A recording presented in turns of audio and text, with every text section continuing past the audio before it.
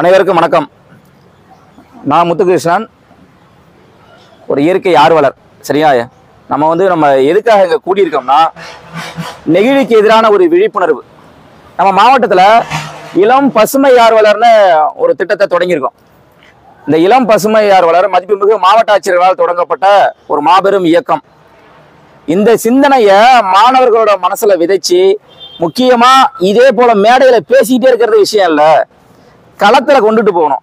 நாம மாற வேண்டும், நாம் அடுத்த கட்டத்துக்கு மாற்றத்தை நோக்கி நகர வேண்டும் என்றும் என்ன சொல்லக்கூடிய ஒரு மாபெரும் சிந்தனையை நோக்கி நம்ம நகர்ந்துகிட்டு இருக்கோம். மாவட்டம் முழுவதும் 6000 பள்ளி மாணவர்களை இந்த கல்வியாண்டுல நாம இந்த சுற்றுச்சூழல் சார்ந்த பயணங்கள்ல சந்திக்கிறோம். ஏனென்றால் இந்த சுற்றுச்சூழல் தேவை இன்னைக்கு அதிகமா இருக்கு. நம்ம நிறைய இடங்கள்ல சந்திச்சு இந்த சூழலியல் பயணங்கள் நம்ம போயிட்டு இருக்கோம். களங்கள்ல வனங்கள்ல வன பார்க்கறதுக்காக களப்பணிகளை சில மேற்கொள்றோம். இன்றைக்கு உங்களுக்காக துணிப்பை எடுத்துறோம். துணிப்பைகள்லாம் கொடுத்து இந்த விழிப்புணர்வை மேற்கொள்றதுக்காக நம்ம இந்த திட்டத்தை நம்ம சிறப்பாக பயணிச்சிட்டு இருக்கோம். சரிங்களா? வெறும் பேச்சு என்பது விஷயம் இல்லை. நாம் அடுத்த கட்டத்தை நோக்கி என்ன செய்ய வேண்டும், எதை நோக்கி நகரப்போகிறோம் என்பதுதான். சரியா? நம்ம ஒரு பேசிட்டு இருக்கோம், ரைட்டு, இந்த நெகிழியை பயன்படுத்தக்கூடாது அப்படின்னு நம்ம சொல்றோம். இதை தாண்டி நம்ம களத்துல என்ன செய்யறோம் அப்படிங்கிறதான். சரிங்களா? ஒரு கடைக்கு போகும்போது நம்ம கேரி பேக் எடுத்துட்டு போக கூடாது, நம்ம கையில ஒரு துணிப்பையை கொண்டுட்டு போகணும் அப்படிங்கிறதுதான் ஒரு சின்ன அன்பளிப்பா நம்மளோட பள்ளி மாணவர்களுக்கு இந்த இளம் பசுமை ஆர்வலர் திட்டத்தின் மூலியமா நம்ம கொடுக்குறோம். இப்போ நமக்கு ஒரு சின்ன சோம்பேறித்தனம், நம்மளோட சோம்பேறித்தனம் பல்லாயிரக்கணக்கான உயிர்களை பழி வாங்கி கொண்டிருக்கிறது. நாம அதான் அசால்ட்டா தூக்கி எறியக்கூடிய ஒரு பாலித்தீன் ஏதோ ஒரு விலங்கோட உணவு குழலை அடைக்கிறது. அப்ப ஏதோ நம்ம அந்த விலங்கை பார்த்திருக்க மாட்டோம், அது நம்மளை பார்த்திருக்காது. ஆனா நாம தூக்கி எறிகிற ஒரு பிளாஸ்டிக் பை இருக்கு இல்லையா, அது மிகப்பெரிய பேரழிவை செஞ்சுக்கிட்டு இருக்கு. இது நமக்கு தெரிஞ்சிருக்கோம், பாடப்புத்தகத்துல படிச்சிருப்போம். எந்தெந்த பிளாஸ்டிக் வகைகள்லாம் நம்ம பயன்படுத்தக்கூடாது, எந்தெந்த பிளாஸ்டிக் எல்லாம் பயன்படுத்தணும் அப்படிங்கிற கேட்டகரிலாம். இதே நாம வீடுகள்ல, கடைகள்ல, நம்ம செல்ற இடங்கள்ல நம்ம இதை பயன்படுத்துறோமா, இதெல்லாம் அப்ளிகபிள் பண்றோமா, நடைமுறையில இதெல்லாம் சாத்தியமா இருக்கா அப்படிங்கிறது தான். நம்மளோட சின்ன சோம்பேறித்தனம் எந்த உயிரையும் பழி வாங்கி விடக்கூடாது என்பதுதான். இந்த சூழல் மேல, சுற்றுச்சூழல் மேல ஒரு சின்ன கரிசனம் வேண்டும் என்பதற்காகத்தான். அதற்காகத்தான் இனிமேல் நீ எங்க கடைக்கு போனாலும், எந்த இடத்துக்கு போனாலும் தயவு செய்து ஒரு துணிப்பையை கொண்டுட்டு போ, அல்லது ஒரு தூக்குவாளியை கொண்டுட்டு போ. கறி கடைக்கு போறியா, ஒரு பாத்திரத்தை கொண்டுட்டு போகணும் அப்படிங்கிறதுக்காக தான். இதை ஏதோ ஒரு அரசாங்கமோ ஒரு நிறுவனங்களோ இதை தடுத்து நிறுத்த முடியாது, அல்லது நம்மை போல களப்பணியாளர்களை மட்டும் தடுத்து நிறுத்த முடியாது.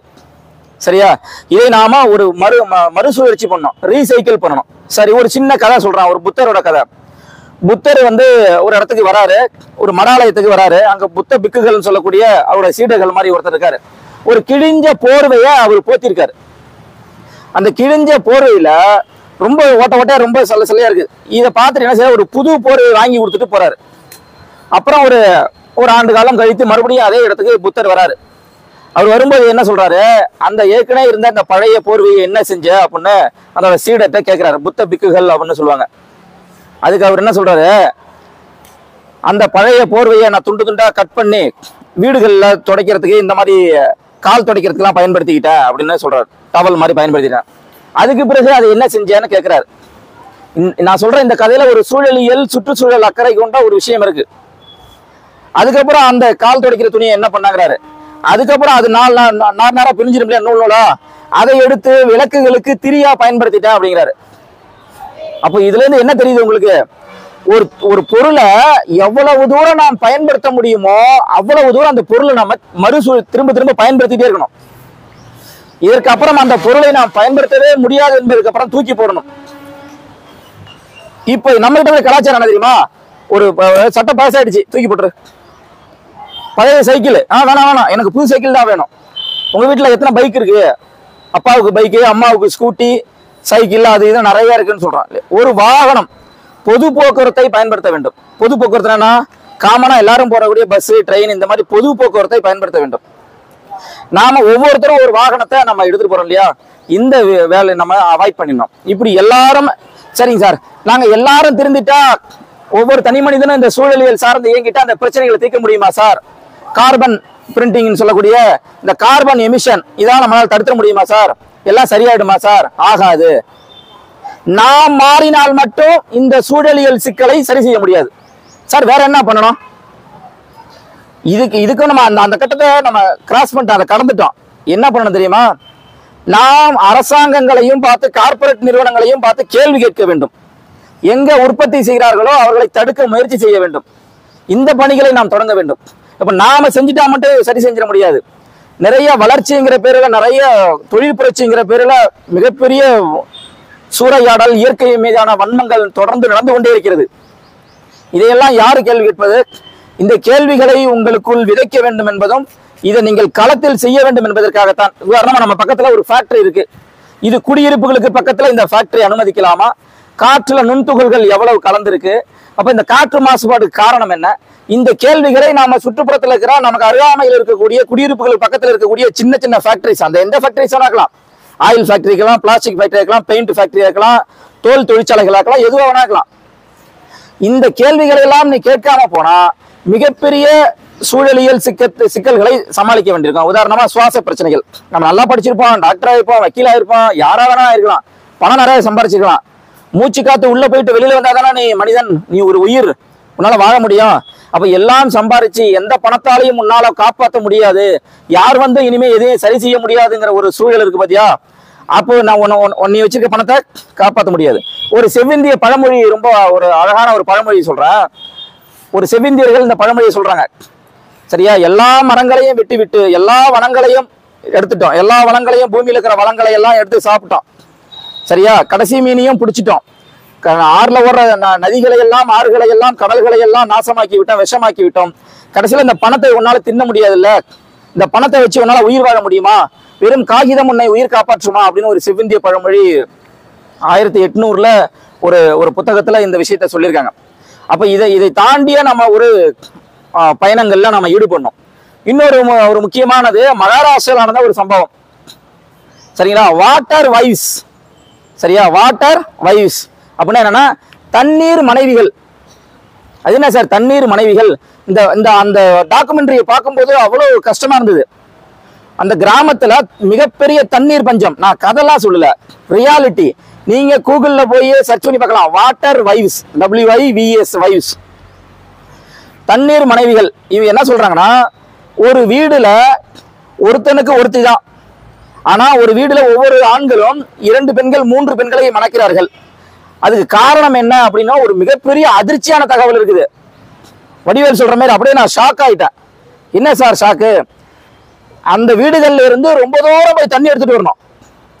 இந்த ரொம்ப தூரம் தண்ணி எடுத்துட்டு வரும்போது மறுபடியும் அந்த இடத்துக்கு வரத்துக்குள்ள என்ன ஆகுது? டைம் ஆயிடும் ரொம்ப. அப்ப வீடுகளை சமைக்க முடியல, மாடுகளுக்கோ அல்லது விவசாயிகளுக்கோ சின்ன சின்ன நமக்கு வீடு சார்ந்த தேவைகளுக்கு கூட பயன்படுத்த முடியல. இந்த சூழல் வரும்போது என்ன பண்றாங்க? 2வது மேரேஜ் பண்றாங்க, அடுத்த கல்யாணம் பண்றாங்க. ஏன் என்ன பண்றாங்க சார்னா, ஒருத்தவங்க ஒரு மனைவி வீட்டுல சமைச்சிட்டு இருப்பாங்க, குழந்தைகளை பார்த்துட்டு இருப்பாங்க. இன்னொரு மனைவி என்ன செய்யறாங்கன்னா, போயிட்டு தண்ணி எடுக்கிறதுக்கு போறாங்க. இது எவ்வளவு மிகப்பெரிய அவலம்! நம்ம வளர்ச்சி அடைந்த நாடு, வல்லரசாகக்கூடிய நாடு, இவ்வளவு படைபலமும், இவ்வளவு ஆர்மி, இவ்வளவு பாதுகாப்பு, இவ்வளவு டெக்னாலஜி இருக்கிற நாட்டுல தண்ணீர் எடுப்பதற்காக திருமணம் செய்யக்கூடிய ஒரு கேவலமான ஒரு சூழல் இருக்கு. என்ன காரணம்? தண்ணீரை சேமிக்க நம்ம மறந்துட்டோம் அல்லது மறக்கடிக்கப்பட்டுட்டோம். இது ஒரு மோசமான சூழல். அப்ப தண்ணீரை நாம் ஒவ்வொரு மனிதனும், தனி மனிதனும் சேமிக்க பழக வேண்டும். நாம தண்ணீர் எடுத்து நம்ம டேப்ல கழுவும் கூட நாம ஃபுல்லா டேப் ஓப்பன் பண்ணக்கூடாது. ரொம்ப கம்மியா டேப்பை ஓப்பன் பண்ணி தேவையான அளவு கழுவணும். யார் வீட்லயும் யூஸ் பண்றோம், பள்ளியில தானே யூஸ் பண்றோம், காமன் பிளேஸ்ல பப்ளிக் பிளேஸ் யூஸ் பண்றோம் அப்படின்னா ஓவரா திறந்து விட்டு அப்படியே நல்லா ஜாலியா அப்படியே இது பண்ணக்கூடாது. அப்ப இன்னும் எங்கேயோ எல்லா நாடுகள்லயும், ஆப்பிரிக்கன் கண்ட்ரீஸ்ல இங்க இருக்கிற ராமநாதபுரம் வரைக்கும் அவ்வளவு மோசமான ஒரு சூழல். தண்ணீரை ரொம்ப தூரம் சுமந்து செல்கிறார்கள், தண்ணீரை ரொம்ப தூரம் தள்ளிட்டு போறாங்க. அந்த சூழல்லாம் நீங்க நேரில் பாத்தீங்கன்னா நிச்சயம் நம்மளால குளிக்கவே முடியாது. சரியா? நம்மளோட தாத்தா ஆற்றுல குளிச்சு பாரு, உங்க அப்பா கிணத்துல குளிச்சு பாரு, நம்ம பக்கெட்ல குளிச்சுட்டு இருக்கோம். நம்ம புள்ள என்ன செய்யும்? நம்மளோட உன் பேர புள்ள என்ன செய்யும்? தண்ணியை துண்டுல தொட்டு அப்படியே இப்படி தொடச்சிக்கும். அதான் குளியல். காலையில் குளியல், மதியம் ஒரு குளியல், இரவு ஒரு குளியல், அப்படியே தொடச்சிக்க வேண்டியதான். துடைக்கிறதுக்கு கூட தண்ணி இருக்குமான்னு தெரியல. ஏன்னா தண்ணீர் தான் இன்னைக்கு நீரே ஆதாரம், உலகத்திற்கான ஆதாரம், வாழ்வாதாரம், எல்லா உயிர்களுக்கும் நீர் தான். அந்த நீர் இவ்வளவு மோசமான சூழல்ல போயிட்டு இருக்கும்போது நாம் மாற வேண்டும், நாம நீரை சேமிக்க வேண்டும். சார் இதை யார் சார் நடத்திட்டு இருக்காங்க? அரசாங்கங்கள் சில திட்டங்கள் கொடுத்துட்டு இருக்காங்க. தனி மனிதர்களும் இயக்கங்களும் சில பேர் பண்ணிட்டு இருக்காங்க. இதே ராமநாதபுரத்துல தண்ணி இல்லாத இடங்கள்ல வறட்சியான பிரதேசத்திலயும் நிமல் ராகவன்னு நம்ம தோழர் ஒருத்தர் செயல்பட்டு இருக்காரு. அங்க இருக்கிற கால்வாய்கள் எல்லாம் தூர்வாரி, அங்க இருக்கிற நீர்நிலைகளை கம்மாய்களை எல்லாம் வந்து அந்த உள்ள இருக்கிற பல வருஷங்கள் தூர்வாரப்படாத இடங்கள்லாம் மண்ணெல்லாம் எடுத்து மறுபடியும் அதே இடத்துல தண்ணியே பார்க்காத கிராமத்துல மழை நீரை சேகரித்து அந்த போர்வெல்லுக்கு ரீசார்ஜ் ஆகிற மாதிரி, கிணறுகளுக்கு நீர் ரீசார்ஜ் ஆகிற மாதிரி கொண்டு வந்திருக்காங்க. இது சாத்தியமா? சாத்தியம். செஞ்சிருக்காங்களா? அப்ப நாமும் இந்த ஒரு நடைமுறைக்கு கொண்டு வர வேண்டும். நாமும் நம்ம வீடுகள்ல இந்த தண்ணீரை எவ்வளவு சிக்கனமாக பயன்படுத்த வேண்டும் என்று. இதே மகாராஷ்டிராவில் ஒரு பெண்கள் இயக்கம் சேர்ந்து அரசோட ஒரு என்ஜிஓட சேர்ந்து ஒரு தன்னார்வ அமைப்போட சேர்ந்து இதை பக்கத்து கிராமத்துல சாதிச்சிருக்காங்க. கால்வாய்களை புனரமைக்கிறது, நீரை சேமிக்கிறது, மழைநீரை சேமிக்கிறது, தண்ணீரை ரொம்ப சிக்கனமாக பயன்படுத்தி அவங்க சக்சஸ் பண்ணிருக்காங்க. இது எல்லா இடங்கள்லயும் வறட்சியும் இருக்கு, சின்ன சின்ன புரட்சியும் இருக்கு. இதை சார்ந்துதான் நம்ம பயணிக்க வேண்டும். இப்படி இன்னும் நிறைய டாக்குமெண்ட்ரி கதைகள்லாம் நம்ம சொல்லும்போது மிகப்பெரிய ஒரு பேராபத்துக்குள்ள நம்ம இருக்குங்கிறது நிறைய பேருக்கு உணரல, நிறைய பேருக்கு இந்த செய்தியே போய் சேரல. அதனாலதான் ஐயா நம்மாழ்வாரும் சரி, அப்துல் கலாம் ஐயாவும் சரி, மிகப்பெரிய ஆளுமைகள் நம்ம எல்லா நாடுகள்லயும் இருக்காங்க. அவர்களும் இந்த மாதிரி தண்ணீர் வேண்டும், நிலம் வேண்டும், நிலம் மாசுபடுகிறது, காற்று மாசுபடுகிறது என்று பல்வேறு தளங்கள்ல பொது தளங்கள்ல இந்த மாதிரி மேடைகள்ல கத்திக்கிட்டே இருக்காங்க. நம்மோட காது அதை கேட்டு நாம செயல்பாட்டுல இறங்கணும்.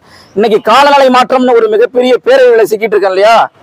இந்த பேரழிவுகளால ஆஸ்திரேலியாவில் ஒரு பள்ளி என்ன செய்யுதுன்னா, ஒரு குறிப்பிட்ட டெம்பரேச்சர்ல மட்டும்தான், குறிப்பிட்ட வெப்பநிலையில மட்டும்தான் அந்த பள்ளி வந்து முட்டையிட்டு அதோட குஞ்சு பறிக்கும். இதுல அந்த என்ன நடக்குதுன்னா, அடுத்து ஒரு அதிகப்படியான டெம்பரேச்சர்ல அந்த முட்டையிலேருந்து பொறிச்சு வரக்கூடிய எல்லா பள்ளி குட்டிகளை என்ன செய்யுது, பெண் பள்ளிகளா பிறகுது. ஏன்னா அந்த ஒரு குறிப்பிட்ட வெப்பநிலை இருந்தா மட்டும்தான் சில உயிர்களால இனப்பெருக்கம் செய்ய முடியும், வாழ முடியும், அடுத்த சந்ததியை உற்பத்தி பண்ண முடியும். இந்த சூழல்ல என்ன நடக்குதுன்னா, வெறும் பெண் பள்ளிகளா குட்டி போடுது.